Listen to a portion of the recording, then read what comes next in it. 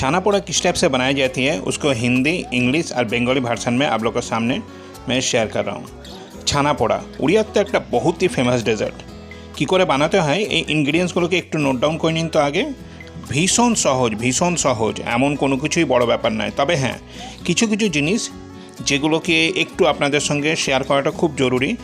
যে ছানা পোড়া বানাতে গেলে কিন্তু যেটা মেন দরকার পড়ে সেটা হচ্ছে ছানা, এবং তার সঙ্গে হচ্ছে ব্লেন্ডেড সুগার মানে হচ্ছে নর্মাল যে চিনিগুলো আছে সেটাকে মিক্সিতে আমরা খুব করে ঘুরিয়ে নিয়ে যদি পাউডার মতো বানাতে পারি সেটাকেই বলা হয় ব্লেন্ডেড সুগার।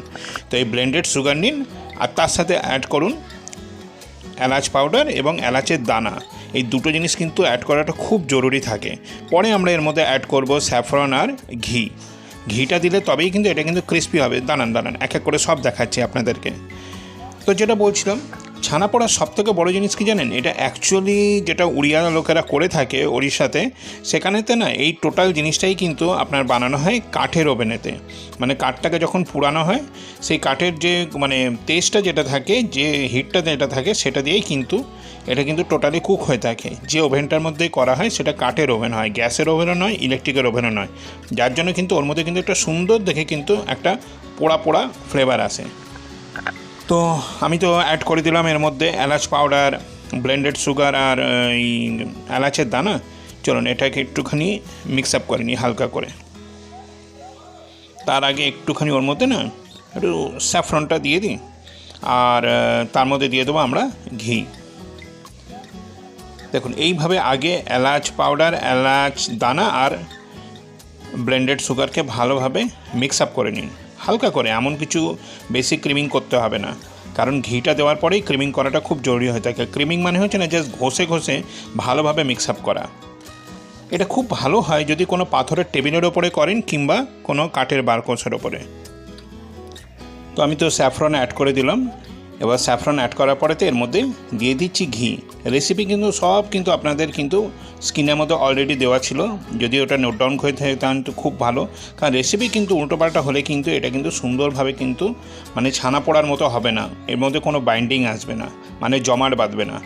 তো দেখুন এবার ঘি দেওয়ার পরে খুব ভালোভাবে যখন আমি মিশাচ্ছি, দেখুন জিনিসটা একটা পেস্টের মতো হয়ে যাচ্ছে। দেখুন একদম পুরো পেস্টের মতো হয়ে গেছে। আর একটু আমি এক্সট্রা করে একটুখানি ঘি দিয়ে দিলাম, কিন্তু হ্যাঁ যা কিছু করছি আমি কিন্তু রেসিপির ওপরে বেস করে। এবার আমি নিয়েছি দুটো স্টিলের কাটার, তার নিচেতে সিলভার ফয়েল অ্যাড করে দিয়েছি। আপনার কাছে যদি কোনো সিলিকনের যদি কোনো মোল্ড থাকে কিংবা এমন কোনো মোল্ড যার থেকে বেক হয়ে যাওয়ার পরে সহজে জিনিসটা বের করে নিতে পারেন এই ছানা পোড়াকে, তাহলে খুব ভালো হয়। কিন্তু হ্যাঁ এটা অবশ্যই বলবো, যখন এই মোল্ডের মধ্যে ঢালবেন মোল্ডের ভেতরে কিন্তু ভালোভাবে কিন্তু একটু কিন্তু ঘি দিয়ে কিন্তু গ্রিস করে নেবেন, মানে একটুখানি ভেতরটায় ঘি লাগিয়ে দেবেন যাতে ছানা পোড়াটা যেন খুব সহজেই যেন বেরিয়ে আসতে পারে। তো ব্যাস মাথাটাকে একটুখানি আমি ফ্ল্যাট করে দিচ্ছি, সুন্দরভাবে যেন জিনিসটা যেন দেখতে লাগে এবং টেস্টটাও যেন খুব সুন্দর হয়। তো জাস্ট এইভাবে আমি একটুখানি ফ্ল্যাট করে দিলাম। এবার এটাকে আমরা বেক করতে নিয়ে যাব। এটা অবশ্যই মাথার মধ্যে রাখবেন, এই ছানা পোড়াই কিন্তু রেসিপি কিন্তু খুব জরুরি এবং রেসিপিটাকে মেনটেন করাটাও খুব জরুরি। আমি কিন্তু পুরো জিনিসটা কিন্তু এখানের মধ্যে দেখিয়ে রেখে দিয়েছি। তো খুব ভালোভাবে কিন্তু রেসিপিটাকে অবশ্যই নোট ডাউন করে নেবেন। তো ব্যাস রেডি। এবার চলুন আমরা এটাকে ওভেনের মধ্যে বেক করতে ঢুকাই। মাথাটাকে তো সুন্দর করে আমি ফ্ল্যাট করে দিয়েছি, তাহলে এবার না লুকটাও খুব ভালো থাকবে। যদি মাথাটা এবড়ো খেবড়ো থাকে তাহলে কিন্তু ওটা কিন্তু নিজে কিন্তু বসে যাবে না, ওটাই কিন্তু ওই রকম এবড়ো খেবড়োভাবেই কিন্তু বেকিংটা হবে, দেখতে কিন্তু লুকটা তখন বড্ড খারাপ হয়ে যাবে।